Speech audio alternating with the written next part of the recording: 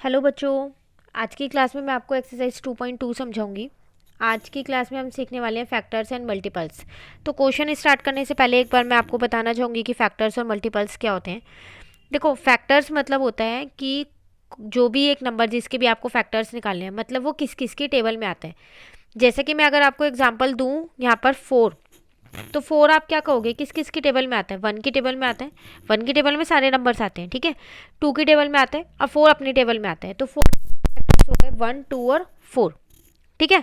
तो ये होता है फैक्टर्स। जिसका भी फैक्टर निकालना हो, बस आपको ये देखना है कि वो किस किस की टेबल में आता है, ठीक है ना। उसके बाद आती है बात मल्टीपल्स की। मल्टीपल्स मतलब उसकी टेबल लिखनी है। तो अगर मैं आपसे बोलूँ 3 के मल्टीपल्स लिखो, 5 मल्टीपल्स लिखो 3 के, तो आप क्या करोगे? 3 की टेबल लिख दोगे 5 तक, उसे बोलते हैं मल्टीपल्स, ठीक है। चलिए अब शुरू करें। क्वेश्चन है हमारे पास यहाँ पर first, find all the factors of the following number. कह रहा है आपको फैक्टर्स निकालने हैं। तो देखो फर्स्ट लिखा है 23। तो अगर आप देखो ना, तो 23 आपका प्राइम नंबर है। प्राइम नंबर आप सब समझते हो, जो किसी की टेबल में नहीं आते, अपनी टेबल में आते हैं बस, और 1 की टेबल में। तो अगर मैं 23 के फैक्टर्स आपसे पूछूं, तो 23 एक तो 1 की टेबल में आता है और एक अपनी टेबल में आते हैं। तो ये इसके फैक्टर्स हो गए, ठीक है ना। अब सेकेंड पार्ट आपके पास यहाँ है 21। तो देखो 21, एक तो ये 1 की टेबल में आता है, 3 की टेबल में भी 21 आता है। 3 7 जा, आता ही नहीं आता। उसके बाद ये 3 की में आता है, तो 7 की में भी आता है, ये 7 3 जा, और किसी के में नहीं आता है 21 21 जा, ठीक है। इसके लिए ना आपको डिविजिबिलिटी रूल्स आने चाहिए अच्छे से। जितने भी ये फैक्टर्स और मल्टीपल्स के क्वेश्चंस होते हैं ना, उनके लिए हमारे को डिविजिबिलिटी रूल्स आने चाहिए। 2 का रूल क्या होता है, 3 का क्या होता है, 4 का क्या होता है, 5 का क्या होता है, ये सारे रूल्स आपको अच्छे से पता होने चाहिए, ठीक है। तो जो वीडियो आपको डिविजिबिलिटी रूल्स की दी गई है, तो पहले आप उसको अच्छे से समझिए, सारे रूल्स को समझिए, उनके रूल्स को याद कीजिए, उसके बाद आप ये फैक्टर्स और मल्टीपल्स वाले क्वेश्चंस कीजिएगा, ठीक है ना। चलिए आगे देखते हैं, एक और पार्ट देख लेते हैं। 18 जैसे हमने देखा, तो 18 देखो 1 की टेबल में भी आता है, 2 की टेबल में भी आता है, 3 की टेबल में भी आता है, 4 की में नहीं आता है, 5 की में नहीं आता है, 6 की में आता है, 7 की में नहीं आता है, 8 की में नहीं आता है, 9 की में आता है, 9 2 जा, आता ही नहीं आता। और किसकी में आता है? और 18 एक अपनी में आता है, ठीक है। तो इसलिए डिविजिबिलिटी रूल याद होंगे तो आप आसानी से कर पाओगे। और अगर आपको इनकेस डिविजिबिलिटी रूल्स याद नहीं हो रहे हैं, वैसे तो आसान आसान से हो जाने चाहिए, बट फिर भी नहीं हो रहे हैं, तो कोई बात नहीं। आप क्या करो, जो भी नंबर है ना, उसको क्या करो, 10 तक की टेबल से डिवाइड करके देख लो, सिर्फ 10 तक की, ठीक है। जैसे मैं एक यहाँ पर डी पार्ट लेती हूँ 32। तो पता है मैंने क्या किया, पहले 2 को 32 से डिवाइड कर लिया। तो 2 1 जा 2, तो यहाँ पर 1 और 2 कैरी किया, 2 6 जा। इसका मतलब 32 जो है ना, वो 1 की टेबल में तो आता ही आता है, 32 पे आता है, आता है 1 की टेबल में 32 पे। और 2 की टेबल में भी आता है, वो कितने पे आता है? 16 पे आता है। तो ये वाला भी और ये वाला भी, ये दोनों ही इसके फैक्टर्स होंगे। तो आपका 2 और 16 आ गया, अब 1 और 32 आ गया। ऐसे अब आप 3 से डिवाइड कर, पूरा हो रहा है, जैसे ये पूरा डिवाइड हो रहा था, यहाँ पूरा डिवाइड हो रहा है, तो दोनों लिख देना, जिससे डिवाइड किया है वो भी और जो क्वोशंट आया वो भी, ठीक है।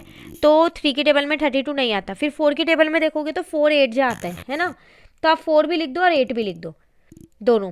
तो ऐसे फैक्टर्स लिखते रहो। 5 की में नहीं आता, 6 की में नहीं आता, 7 की में नहीं आता, 8 की में आता है।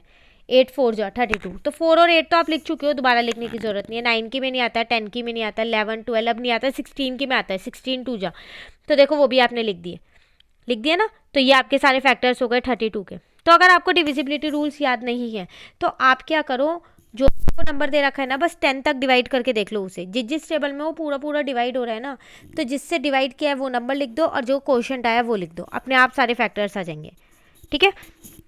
चलिए अब क्वेश्चन नंबर 2 देखते हैं। क्वेश्चन नंबर 2 में है मेरे पास, फाइंड द फर्स्ट 5 मल्टीपल्स। तो अभी मैंने आपको बताया था मल्टीपल्स का मतलब क्या होता है, यहाँ पर उसकी टेबल लिखना उतनी बार। तो फर्स्ट 5 निकालने हैं, तो 3 के फर्स्ट 5 मल्टीपल क्या होंगे? 3 1 जा 3, 3 2 जा 6, 3 3 जा 9, 3 4 जा 12, 3 5 जा 15। ये आपका आंसर।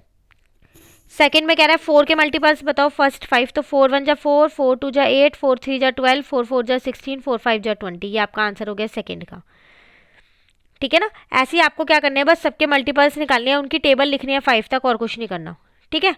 चलिए अब क्वेश्चन नंबर 3 देखते हैं। तो क्वेश्चन नंबर 3 आपके पास फिल इन द ब्लैंक्स है। तो आपसे यहाँ पर कह रहा है द थर्ड मल्टीपल, थर्ड मतलब सिर्फ थर्ड नंबर वाला। तो 15 को क्या करो, आप 3 से मल्टीप्लाई कर दो, तो 45 आपका आंसर आ जाएगा, ठीक है ना। उसके बाद है द फिफ्थ मल्टीपल। तो फिफ्थ मल्टीपल के लिए क्या करोगे, अब आप 7 को 5 से मल्टीप्लाई कर दोगे, तो 35, ये आपका आंसर आ गया, ठीक है ना।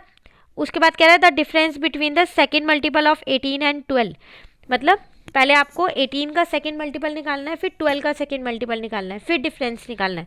तो चलिए पहले 18 का सेकेंड मल्टीपल मतलब 18 को 2 से मल्टीप्लाई करेंगे तो 36, और 12 का सेकेंड मल्टीपल मतलब 12 को 2 से मल्टीप्लाई करेंगे मतलब 24। अब इन दोनों का आप क्या करोगे, डिफरेंस निकाल दो। तो जब आप इन दोनों का डिफरेंस निकालोगे तो आपका आंसर क्या आ जाएगा, 12 आ जाएगा। ठीक है ना।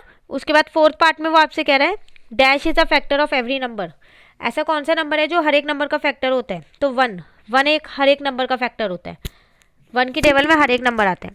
ठीक है, चलिए क्वेश्चन नंबर 4 देखते हैं अब हम यहाँ पर। क्वेश्चन नंबर 4 है आपके पास, find all the multiples of 15 less than 50। कह रहे हैं मल्टीपल्स लिखो, 50 से कम तक लिखने हैं। सारे मल्टीपल्स लिखना शुरू करते हैं। 15 1 जा 15, 15 2 जा 30, 15 3 जा 45, 15 4 जा 60। लेकिन वो तो कह रहा था ना लेस देन 50 लिखो, तो ये वाला तो आएगा नहीं क्योंकि ये तो 50 से बड़ा है, नहीं आएगा ना। इसका मतलब ये 3 मल्टीपल्स आएंगे हमारे पास। ठीक है ना।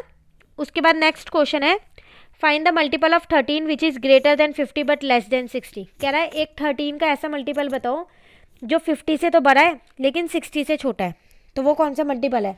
तो अगर आप 13 4 जा देखो, तो 13 4 जा आपके पास 52 होता है, तो ये 50 से तो बड़ा है और 60 से छोटा है नहीं है। इसका मतलब वो मल्टीपल ये वाला है। ठीक है, चलिए क्वेश्चन नंबर 6 करते हैं। क्वेश्चन है check whether 3 is a factor of following number और नॉट। कह रहा है बताओ क्या 3 इनका फैक्टर है या नहीं है। तो जब भी बोले ना कि ये इसका फैक्टर है या नहीं है, सिंपली आप डिवाइड करके देख लो। 3 से 27 को पूरा पूरा डिवाइड हो रहा है, तो yes 3 is a factor of 27।